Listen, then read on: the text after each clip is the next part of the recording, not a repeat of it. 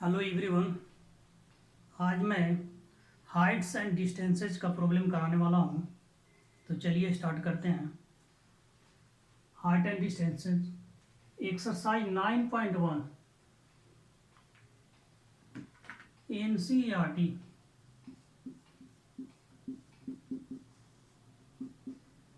Class 10।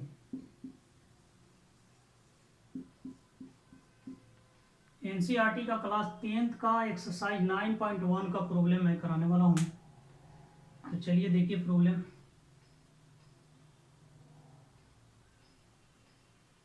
NCERT का book खोल लेंगे। इसके इम्पोर्टेंट प्रॉब्लम को मैं आज कराऊंगा। Exercise 9.1 class 10th exercise 9.1 NCERT. इसका इंपॉर्टेंट प्रॉब्लम नंबर 2 देखेंगे। सबसे पहले प्रॉब्लम नंबर 2, क्वेश्चन 2। बुक खोल लेंगे और क्वेश्चन 2 पढ़ करके समझेंगे। करा कि ये tree breaks due to a storm and the broken part bends so that the top of the tree touches the ground, making an angle 30 degree with it. The distance of the foot of the tree to the point where the top touches the ground is 8 meter. Find the height of the tree.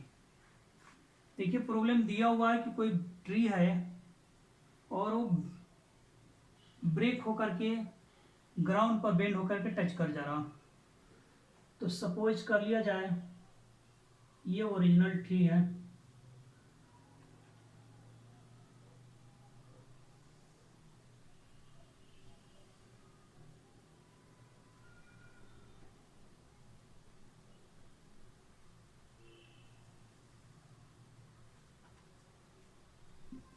A B the original tree. Bend होने के बाद ये bend होकर के ground पर जाकर के point D पर टच कर जा रहा। ओरिजिनल ट्री ए बी है और पॉइंट सी पर ये बेंड हो जा रहा। दिया हुआ है कि making an angle 30 degree with it. Ground से ये 30 डिग्री का angle, that is angle of elevation दिया हुआ है 30 डिग्री। और गिवन है the distance of the foot of the tree. Tree का फुट का distance touched where the touched the top the ground is 8 metre. ये डिस्टेंस दे दिया हुआ 8 मीटर। फाइंड करना है हाइट ऑफ द ट्री। तो ट्री का हाइट दैट मीन्स यहां से लेकर के यहां तक ये टोटल ट्री का हाइट हुआ। ये आपको फाइंड आउट करना है। तो चूंकि ये बेंड होकर के यहां से ये तो टोटल था, ये पोर्शन बेंड होकर के और यही पोर्शन ऐसे बेंड हो गया है और ग्राउंड पर टच किया है। तो जितना लेंथ यहां से यहां तक होगा उतना ही लेंथ क्या होगा यहां से यहां तक होगा, क्योंकि यही लेंथ बेंड होकर के ऐसे हो गया। तो जो लेंथ यहां से बीसी होगा वही लेंथ क्या होगा सीडी का होगा। दैट मीन जितना बीसी होगा उतना ही क्या होगा सीडी होगा। तो मुझे बीसी ना फाइंड करके हम क्या फाइंड करेंगे सीडी फाइंड करेंगे, वही बीसी हो जाएगा। और एसी भी फाइंड कर लिया जाए, इन दोनों को प्लस कर दिया जाएगा, इन दोनों को, दैट मीन्स इन दोनों को, तो हाइट ऑफ ट्री होगा। तो इसको लेट कर लिया जाए, इसको कुछ भी एच और इसको एक्स, और कुछ लैंग्वेज राइट डाउन कर दिया जाता है। तो लेट कर लिया जाए, let A B B the original tree.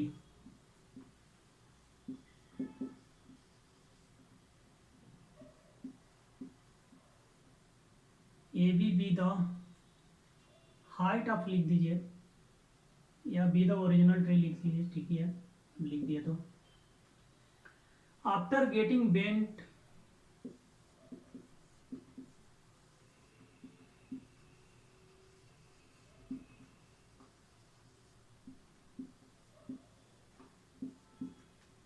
meeting the ground at D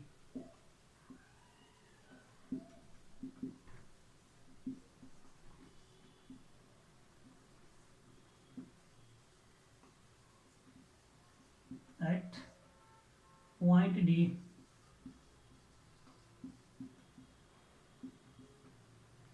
point D पर ग्राउंड को मीट कर रहा, therefore angle A D C is equal to 30 degree given है, A D is equal to 8 metre, इसको भी मीटर में late कर लिया जाए, अगेन लेट कर लिया जाए, A C is equal to H metre and C D is equal to x meter. Let AC equal to h meter and CD equal to x meter. या यहाँ पर आप यूनिट अभी नहीं भी लिखेंगे तो काम चलेगा।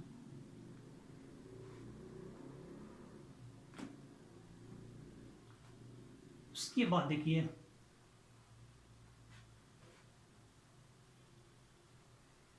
मुझे फाइंड करना height of tree, that means ये लेंथ यहाँ से यहाँ तक, दैट मीन्स ये लेंथ फाइंड करना और ये लेंथ इसके इक्वल है, दैट मीन्स मुझे ये फाइंड करना, दैट मीन्स मुझे एक्स और एच फाइंड करना है। तो 1 बाई 1 करके ट्राइंगल, एक ही ट्राइंगल बन रहा, उसी ट्राइंगल में एक बार एच के कोरस्पॉन्डिंग अप्लाई कर लिया जाएगा, साइन कोस टाइम में से जो अप्लाई होगा, और उसके बाद फिर एक्स के कोरस्पॉन्डिंग भी अप्लाई कर दिया जाएगा।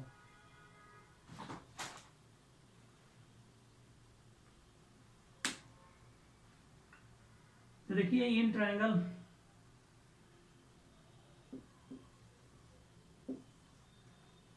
ए सी डी फिलहाल एच के कोरस्पॉन्डिंग ये 30 डिग्री के लिए एच परपेंडिकुलर हो और ये बेस है, परपेंडिकुलर अपॉन बेस tan होता है, तो tan 30 डिग्री अप्लाई कर दिया जाए, tan 30 degree is equal to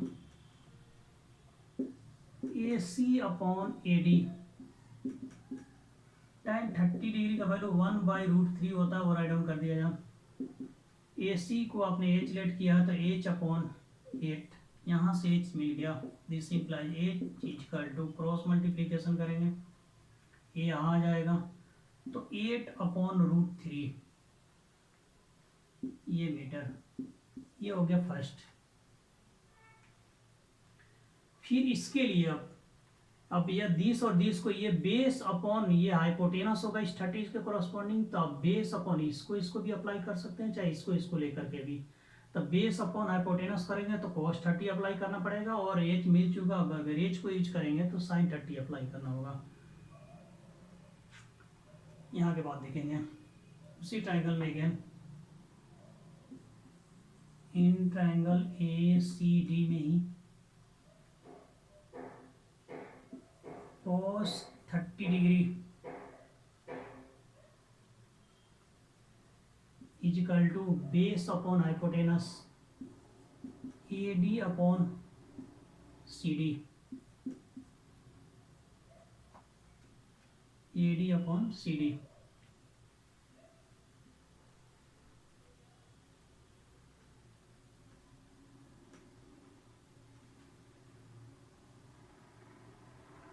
put कर दिया जाए, cos 30 डिग्री का वैल्यू हो गया √3 डिवाइडेड बाई 2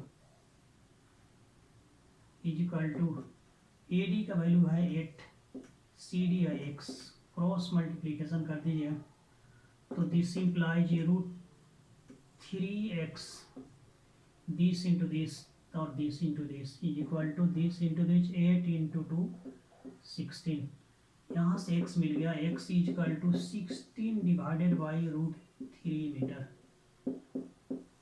फाइंड करना height of the tree, height of tree हो गया, और जितना ये है उतना ही क्या है x, ये भी है,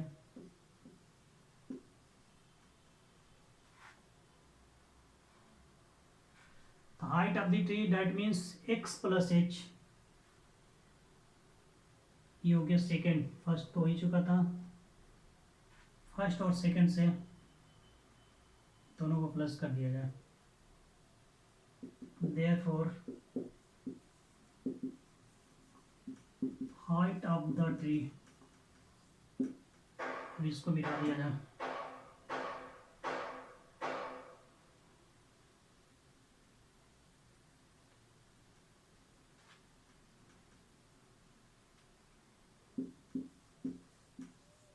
is equal to height of the tree जो है वो फिगर में ए भी है, is equal to H plus X. From first H का वैल्यू था 8/√3 और फ्रॉम सेकेंड एक्स का वैल्यू है 16/√3। √3 दोनों के नीचे एलसीएम √3 हो जाएगा। यह हो गया 8 और ये प्लस 16 जब खत्म हो जाएगा। 8 + 16 24 होता है √3। अब इसको ये इससे कैंसिल हो जाएगा तो कैंसिल करके रेशनलाइज कर देंगे। तो 8 3 जा, ये होता 3 × 8/√3। इस √3 से ये 3 कैंसिल होकर के √3 हो गया। डेट इज बच गया 8 × √3, डेट मीन्स 8√3 मीटर। ये आंसर हो जाएगा। अगर √3 का वैल्यू राइट डाउन करने के लिए दिया हुआ कि 1.732 आता तो आप इसको डिसिमल में भी कैलकुलेट कर सकते हैं और बिना डिसिमल रूट में भी छोड़ सकते हैं।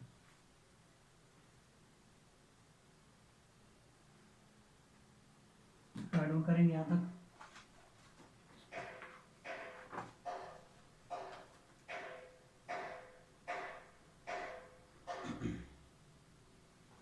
रूट में ही दिया हुआ था 8√3। आप डिसिमल में भी कैलकुलेट कर सकते थे और रूट में भी छोड़ सकते हैं।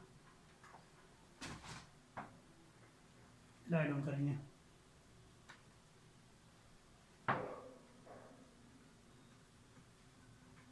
क्वेश्चन नंबर 3 देखेंगे। 3 को पढ़ेंगे और समझेंगे बुक से ही।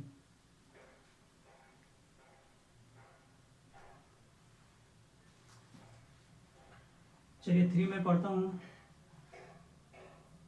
एक constructor plans to install 2 slides for the children to play in a park.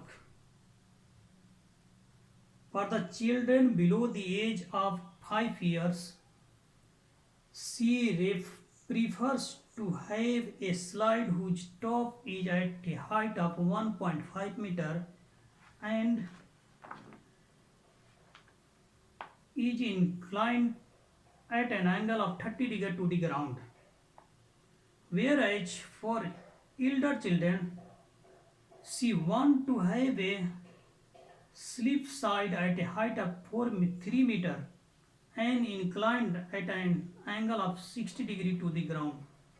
What should be the length of slide in each case? दो केस दिया हुआ, एक जो है children of age below 5 years and एक elder children के लिए दिया हुआ। तो 1 by 1 करके दोनों के लिए बनाएंगे, दोनों को मिक्स नहीं करना है। 1 by 1 करके दोनों को आपको बनाना है। तो सबसे पहले for children below 5 years, question number ये 3 था।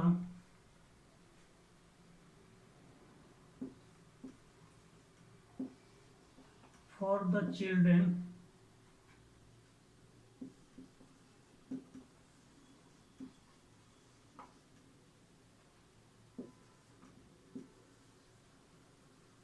below 5 years, उसके लिए फिगर ड्रॉ कर दिया जाए। जो दिया हुआ है स्लाइड्स है, ये हाइट है और ये स्लाइड का लेंथ है।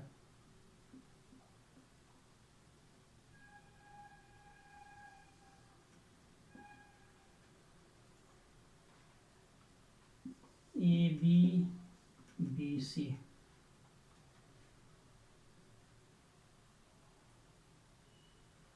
हाइट दे दिया 1.5 metre, 1.5 metre.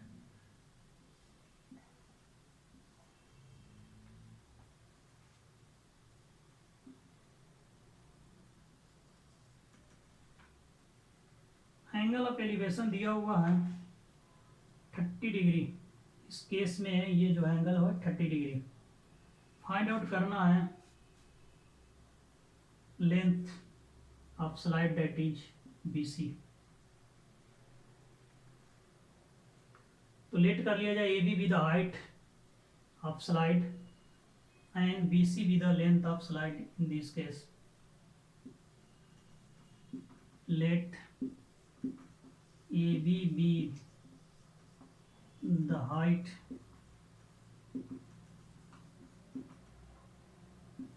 and BC be the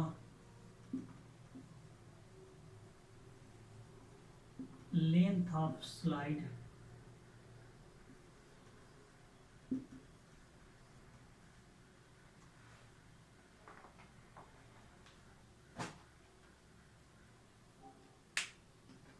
उसके बाद अब देखिए इस ट्रायंगल में कौन साइन कॉस टैन में से जनरली जो प्रॉब्लम होता है 99% उसमें टैन ही अप्लाई किया जाता है। कुछ ही प्रॉब्लम है जो आते हैं जिसमें साइन कॉस का भी जरूरत पड़ता है। तो देख लीजिए ये फाइंड आउट करना और ये गिवन है। तो इस 30 के कॉरस्पॉन्डिंग जो है ये जो है परपेंडिकुलर है और ये हाइपोटेनस है। तो perpendicular upon hypotenuse that means sign 30 degree apply करना पड़ेगा। सबसे पहले वो जो गिवन है वो उसको राइट डाउन कर लीजिए। तो therefore AB is equal to हो जाएगा 1.5 मीटर और angle ACB is equal to 30 degree.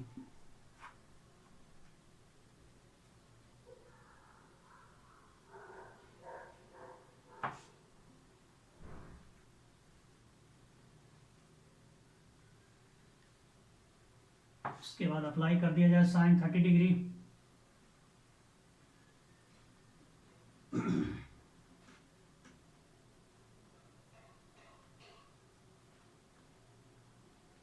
Triangle के नेमिंग कर देंगे इन ट्रायंगल ABC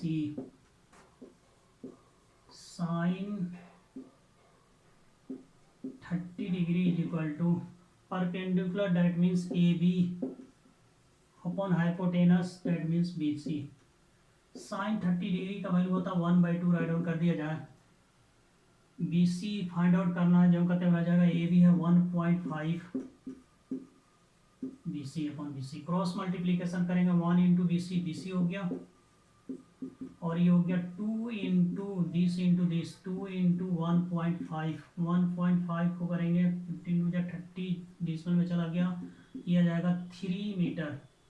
इस केस में एक आंसर हो गया 3 metre for children below age 5 year. Right down करेंगे। नेक्स्ट देखेंगे for second case elder children.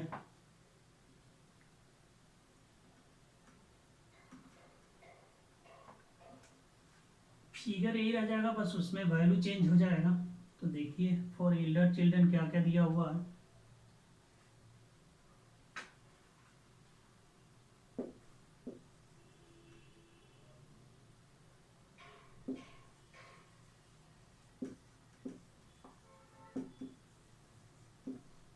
For Elder children जो दिया हुआ एंगल ऑफ एलिवेशन जो है वो 60 डिग्री, जो 30 डिग्री के प्लेस पर 60 डिग्री है।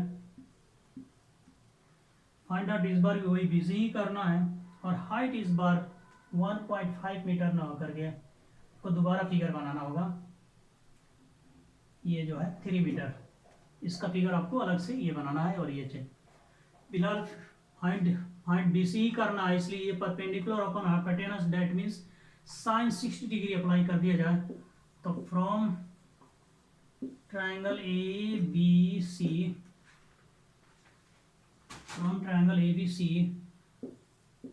Sign 60 degree perpendicular AB upon hypotenuse BC sine 60 degree √3 divided by 2 equal to AB का वैल्यू इस पर 3 है, BC फाइंड आउट करना है। क्रॉस मल्टीप्लीकेशन करेंगे this into this into this implies √3BC is equal to 2 into 3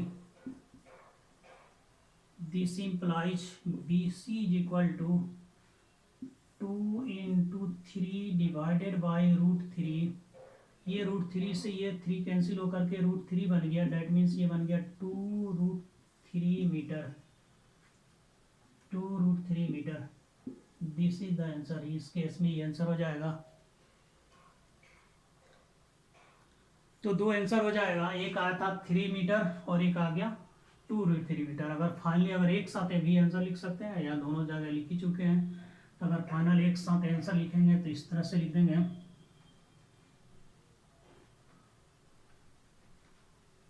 तो therefore answer 3 metre and 3 metre and 2√3 metre, दोनों answer हो जाएगा। तो आज इतना ही रहने दिया जाए। कृपया चैनल को लाइक और सब्सक्राइब कर दीजिए। Thanks to all of you.